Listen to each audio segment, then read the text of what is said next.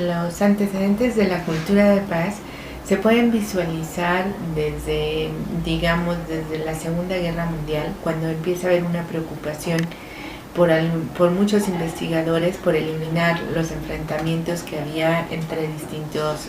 países. Después empiezan a dar cuenta que la violencia no solamente es las guerras, sino que también hay una serie de condicionantes como la pobreza, la injusticia, el desarrollo, que no van permitiendo que los sujetos se desarrollen como tendrían que desarrollarse. A esto se le llama violencia estructural, y entonces habría que trabajar no solamente para eliminar las guerras, sino también para eliminar todas estas series de violencia estructural. En una tercera etapa, ya muy cercanos a la década de los años 80, empieza a haber una preocupación por la construcción de las relaciones y en la cultura, todos aquellos elementos que nos permitían a nosotros como seres humanos ir como construyendo aquellos espacios de relacionarnos de una mejor manera. Y entonces empieza a haber una preocupación por eliminar la violencia cultural y trabajar en lo que nosotros hoy en día conocemos como una cultura de paz. A grandes rasgos, digámoslo así, es como se ha planteado esta preocupación por la cultura de paz. No solamente eliminar la violencia directa, que se podría entender como los golpes, las guerras, la violencia psicológica, sino... Estás adelante. Sí. Bueno, los antecedentes de la cultura de paz se pueden visualizar desde la Segunda Guerra Mundial, cuando empieza a haber una preocupación por muchos investigadores por eliminar los enfrentamientos que había entre distintos países. Después empiezan a dar cuenta que la violencia no solamente es las guerras, sino que también hay una serie de condicionantes como la pobreza, la injusticia, el desarrollo, que no van permitiendo que los sujetos se desarrollen como tendrían que desarrollar. ¿Quiénes serían los actores principales en la construcción de una cultura de paz? Durante mucho tiempo le adjudicamos la responsabilidad al Estado, a los líderes políticos, a los grandes líderes que toman las grandes decisiones. Pero cuando nosotros empezamos a trabajar en la cultura de paz, entendiéndose esta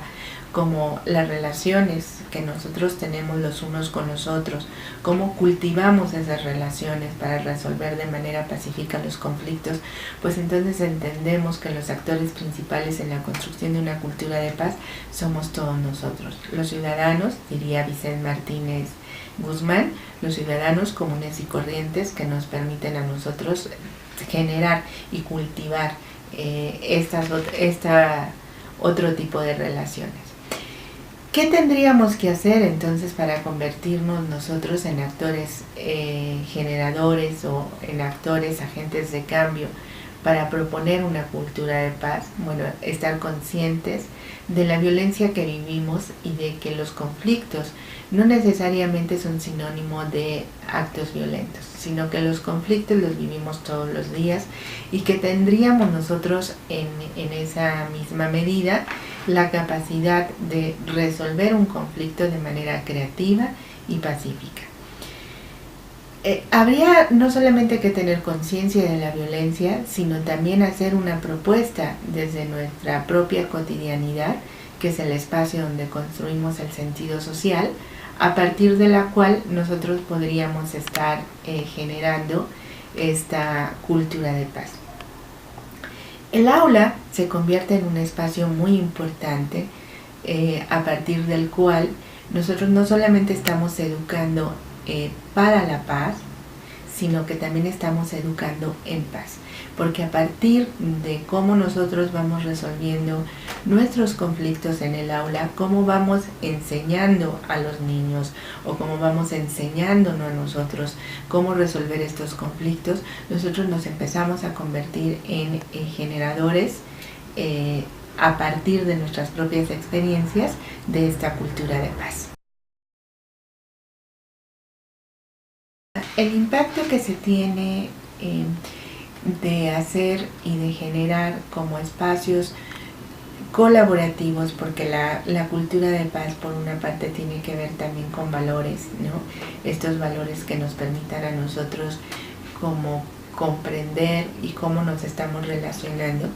Tendríamos que entender que a partir de estos valores nosotros estamos generando otra forma de cultivar las relaciones sociales. Cuando nosotros enseñamos a los niños que un gusto, por ejemplo, no es lo mismo que un valor y que yo no puedo hacer menos o puedo dejar de reconocer a otra persona porque no me gusta la misma comida que ellos, o porque no me gusta la misma manera de vestirme que ellos, o porque no tengo otros elementos culturales que se parecen a los míos y que puedo yo ejercer desconocimiento, puedo generar racismo o que puedo generar una práctica violenta. Pues entender que estos son valores culturales, pero la cultura de paz se empieza a generar también por los valores universales. Entonces tenemos que enseñar, tenemos que empezar a reconocer que la cultura de paz requiere como dos condiciones en el aula. Por una parte, ocupar los valores universales que nos permiten a nosotros tener una integración, un reconocimiento, una solidaridad y un estado de justicia para todos los que estamos en un ambiente